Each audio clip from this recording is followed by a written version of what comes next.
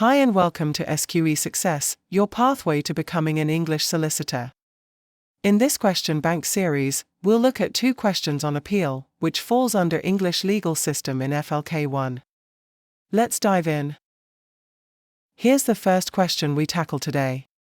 A defendant is acquitted after trial in the magistrates' court. The prosecutor believes that the magistrates made an error of law in reaching their decision and is considering whether there is a way to challenge the acquittal. Which of the following best describes the route of appeal available to the prosecution in this situation? A. The prosecutor may appeal to the Crown Court. B. The prosecutor may appeal to the High Court by way of case stated. C. The prosecutor may appeal to the Court of Appeal. D. The prosecutor may request a retrial in the magistrates' court. E. The prosecutor may ask the jury to reconsider the verdict. You can pause the video and think about it. Best answer is B. The prosecutor may appeal to the High Court by way of case stated.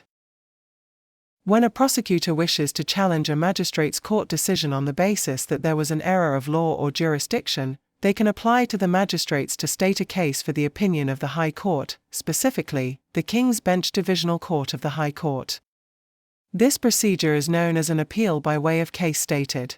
It is a limited route of appeal, only available to challenge the legal correctness of the magistrate's decision, not factual findings or re-examination of evidence. Why other options are wrong? Option A is incorrect. Only defendants may appeal to the Crown Court from the magistrates' court. Option C is incorrect. The Court of Appeal deals with appeals from the Crown Court, not directly from the magistrates' court. Option D is incorrect. There is no procedure for the prosecution to request a retrial in the magistrates' court following an acquittal. Option E is incorrect. Juries do not sit in magistrates' courts, and even if it were a Crown Court trial, a jury's verdict cannot be challenged in this way. Let's look at another question very similar to the first question.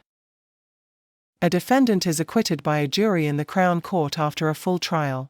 The prosecutor believes that the trial judge made an error of law during the proceedings which may have affected the outcome of the case. Which of the following is the appropriate way for the prosecution to challenge or refer the judge's legal ruling? A. The prosecutor may appeal to the Crown Court. B. The prosecutor may apply for judicial review in the magistrates' court. C. The prosecutor may refer a point of law to the Court of Appeal through the Attorney General. D. The prosecutor may apply to the Court of Appeal to overturn the jury verdict. E. The prosecutor may appeal directly to the Supreme Court. The correct answer is C. The prosecutor may refer a point of law to the Court of Appeal through the Attorney General.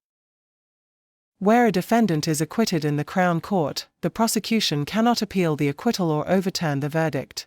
However, under Section 36 of the Criminal Justice Act 1972, the Attorney General can refer a point of law to the Court of Appeal for clarification, to seek guidance for future cases, without affecting the outcome of the acquittal. This is often called a reference by the Attorney General. Why other options are wrong? Option A is incorrect. There is no route of appeal from the Crown Court to itself. Option B is incorrect. Judicial review is not the appropriate remedy here, and not in the magistrates' court. Option D is incorrect. The jury's verdict of not guilty cannot be appealed or overturned by the prosecution. Option E is incorrect. The prosecution cannot appeal directly to the Supreme Court from the Crown Court. A legal route must first go through the Court of Appeal, and only if certain conditions are met can the case reach the Supreme Court on a further appeal. The exam tip is always read the facts in the question carefully. The key distinction between the 2 scenarios lies in the court where the defendant is acquitted, one in the magistrates' court and the other in the Crown Court. This difference determines the appropriate procedure for challenging the decision. The SQE frequently tests your understanding of court-specific procedures, so identifying the forum is essential to selecting the correct route of appeal or review. Want to unlock the secrets to passing the SQE with confidence?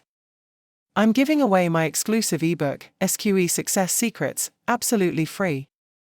Inside, you'll discover proven tips, powerful study strategies, and real insights from my personal journey, including how I passed SQE1 on my first attempt with a top-tier result. Click the link below this video to grab your free copy and start your path to SQE Success today. Let's turn your ambition into qualification. Subscribe now to SQE Success and start your great SQE journey with confidence.